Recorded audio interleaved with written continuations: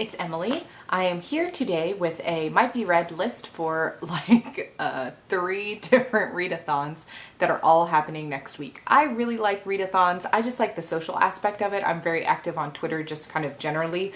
I'm very addicted, and so anyway. I find that readathons kind of helps me connect with other people who are reading. We can all talk about what we're reading. There's usually Twitter chats or sprints or whatever. And it's just kind of a fun way to make your reading more social, which I find is really fun sometimes. It's also a nice way to set a challenge for yourself and see if you can reach it and, you know, whatever. In this time of Goodreads challenges and readathons and whatever, I feel like, of course, everybody has plenty of things to challenge themselves, but sometimes a little bit of that external push is nice. So there's actually 3 different readathons going on next week. All of them are August 4th to the 10th, so Monday to Sunday. And I'm going to basically just be participating in all of them. So the first one is the YearAthon. I participated in it once before. And I don't even remember what the theme was when I participated in it once before. But anyway, I participated in it once before a few months ago. It was very fun. It's, you know, a good time. They have a Goodreads group. I'll link everything below. I don't remember the names of all of the hosts, but anyway, it's a fun time. They have a different theme every single month, and they do one every single month of this year in the first week of every month. And this month's theme is middle grade. And I realized it was middle grade about 3 months ago, and ever since then have just been stashing away middle grade books. And so this is going to kind of be almost a middle grade haul, along with just, you know, a readathon might be read list. I will never read all of these in a week, but I have just not been reading middle grade basically for a while, thinking, oh, well, the YearAthon's coming up, the YearAthon's coming up. So there's that. Then there's the 7 in 7 readathon, which is the same, where you aim to read 7 books in 7 days, which I think with middle grade is very doable. Usually those are 1 day reads for me. And then there's also, and both of those are kind of booktube heavy. The hosts are booktube. And then the next one is a blog one hosted by the Book Monsters. I will link that below as well. And that one is a Pick-Your-Thon. So you can either do a bunch of reviewing in the week or do a bunch of reading in the week. And I'm just going to do a bunch of reading in the week. And it's all going to be middle grade. And I'm going to aim to do 7. See, it all comes together. Okay. So yeah, so I'm going to show you a bunch of the books that I think I will be choosing from. They're all middle grade books. And that's, like I said, because that's the theme for the YearAthon. If I need a palette cleanser, I'll pick something else up, but I have been saving some of these for so long, and I'm so excited to get to them that I don't think I will have that problem. So I'm going to try to speed through because there are a lot, 15 or 16 books that I might read, and then I'll come back and do a wrap up and let you guys know what all I read. I'm also thinking I'm going to do a July wrap up sometime this coming up week, so be on the lookout for that. I've never done one before on here, so I'm excited to do that. Okay, so here are all the middle grade books I've picked up. Oh, I should mention, I'm also doing kind of a month-long challenge to read advanced review copies, which are called ARCs. It's called ARC August. I will link that below too. So that's just a fun way to kind of encourage us, you know, to get through some of our advanced copies. So I will probably prioritize from this stack the things that are advanced readers copies, A, because I just need to review them or at least consider them for review, and B, just because I'm taking part in ARC August. So that will be a good thing to do. Okay, so here's all the things that I have. First one I have is The Riverman by Aaron Starmer. I feel like I might have hauled this already. I don't remember off the top of my head who gave it to me. I got it from somebody on Twitter, but it is an ARC, so it would count for ARC August. It is a middle grade, and it's a magical river story, so I'm totally down with that. I love that kind of stuff. So I think this should be good. I'm looking forward to it. I really like the look of the cover. It just has a kind of hand-drawn look that I really enjoy, and I'm not for sure that's the final cover, but I assume it was. This one came out in March, so it's behind, but I didn't get sent it by the publisher, so I don't feel bad about being behind. So anyway, The Riverman, that's one of them. Castle Behind Thorns, I'm almost definitely going to read. This is by Mary Haskell. She's one of my favorite middle grade authors. If you haven't read The Princess Bride, you should definitely read it, especially if you're taking part in the YearAthon this week. That would be a great one to pick up. It's probably my favorite middle grade, or at least up there. I have read her other book, which is also quite good, and then this is her 3rd book, I think. It's the newest one. It came out in June. It's another ARC, so even though I got it from Anya. I feel like I say that every week. She's so generous. But I got this from Anya on Starships and Dragon Wings. I'll link her below. So this is another one. This is the first one that I know about that has been written from a boy's point of view, so I'm interested to see how Haskell handles that. But I think it has I don't know, maybe it has dragons or something. I could be wrong. But anyway, it looks really good. I love Haskell. I'm sure this will be a quick read. So yeah, I'm excited for that one. I also would like to read the Nether Grim. I'm pretty sure I hauled this one. I won this one from Tammade Inkbones Buffy, I believe. And this is just a beautiful, beautiful little cover. I really like the look of it. This one just came out, I want to say, in April. And there's wizards, there's epic battles, there's missing children, and then there's quests. So I'm all about it.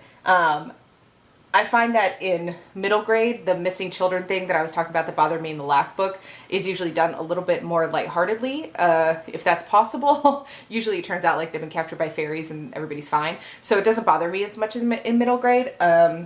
So yeah. So anyway, I'm looking forward to that. I just also really like the look of it. From the library, I have The Blue Umbrella by Mike Mason. I am almost positive I've hauled this in my first video, which was a library haul. I still have it all that time later. I did start this, but I don't really remember where I was because I didn't have a bookmark at the time. And so I may just have to start it over. But it looks really cool. The mother dies. He goes to live with his aunts. Hijinks ensue. It's fantasy. I think almost all of these are fantasy middle. Almost all of them are fantasy middle grade. So that one is too. I have a couple Claire Legrand books on the stack. This one's a library book, The Cavendish Home for Boys and Girls.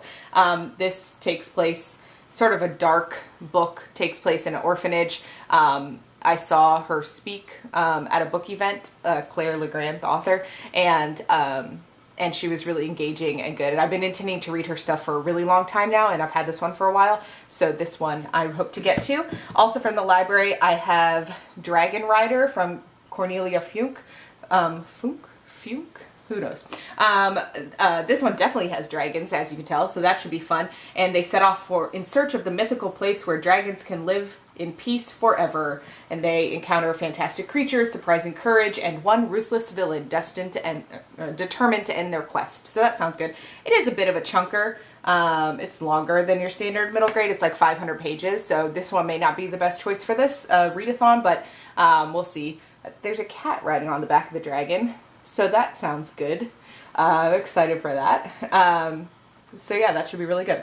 Vengekeep Prophecies, I have definitely started this. This is by Brian Ferry. I really liked it. But again, I lost my place. So I might be able to, I remember pretty well where I was, so I might be able to find my place, and this might be a good one to just finish up. But it's about a family of thieves who kind of like tries to pull the wool over everybody's eyes, and then lo and behold, one of the things that they said that was a lie starts coming true, and they start becoming responsible for like saving their city, and they're sort of these unlikely heroes. So I'm really excited to see how that turns out. The main character's a boy in the family who's not really even a very good thief. So I just like all that kind of stuff. So this should be good.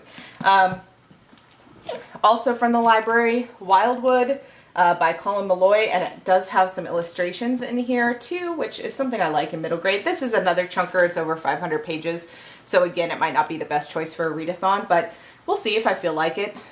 Frightening and suspenseful and blurred by Lemony Snicket, so can't go wrong with that. So I'm excited for that. And also another one with a really cool like hand-drawn cover look to it, so I like that. Okay, so I have these two, Cloak Society by Jeremy Kratz. I did get both of these signed. I'm pretty sure I hauled them recently, but this is a series about a boy who is the son of basically supervillains and decides maybe he doesn't feel like being a villain, so we'll have to see what happens. But that sounds pretty good, and I have two of them in the series. I think it's going to be a trilogy, so I think there's one more coming, but if I really like them, I could just marathon those. And then another Claire Legrand, I have Year of Shadows. She was at the same event with Jeremy Kratz. A lot of these are from that event, actually, and I love the look of this cover, and again, it's kind of spooky and dark, but also middle grade and strange, and ghosts are involved, and so that sounds fun. I like the look of it. It's a little bit longer too, but I'm really drawn to it, so we'll see what happens. I have both of these School of Good and Evil books.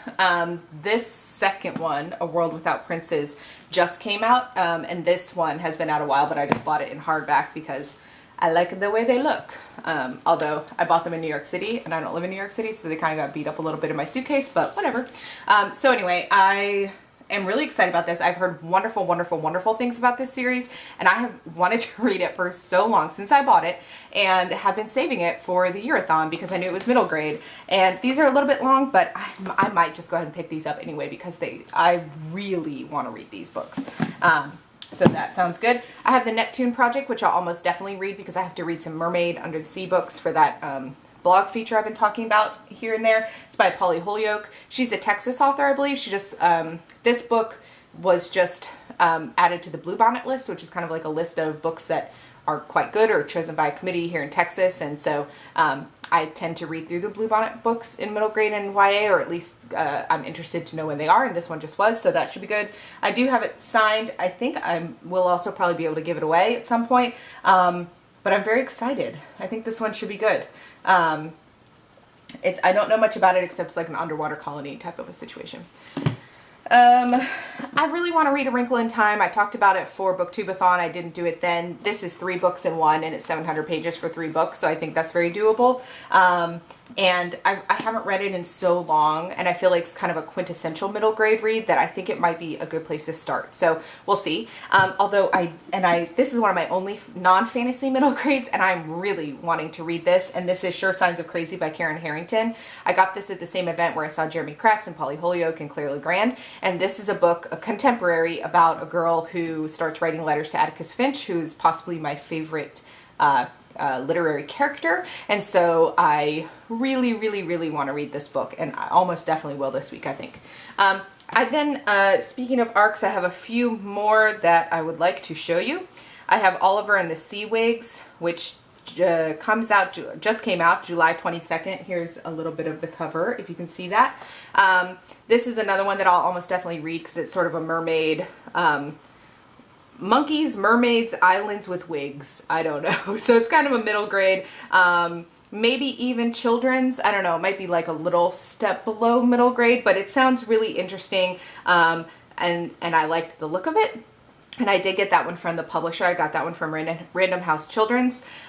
Also from the publisher, I got Iron Trial by Holly Black and Cassandra Clare. That's a middle grade that I'm really looking forward to. I've read things by both of the authors. I think it should be good. That one doesn't come out till September, and I got that from Scholastic. I also got The 14th Goldfish by Jennifer L. Holm, and that's that one.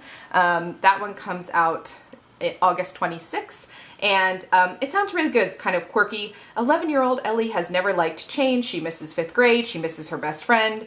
And then one day a strange boy shows up, and he's a scientist and kind of reminds her of her grandfather. And, you know, is it possible the grandfather reincarnated himself or whatever? So anyway, sounds really interesting. Looking forward to that.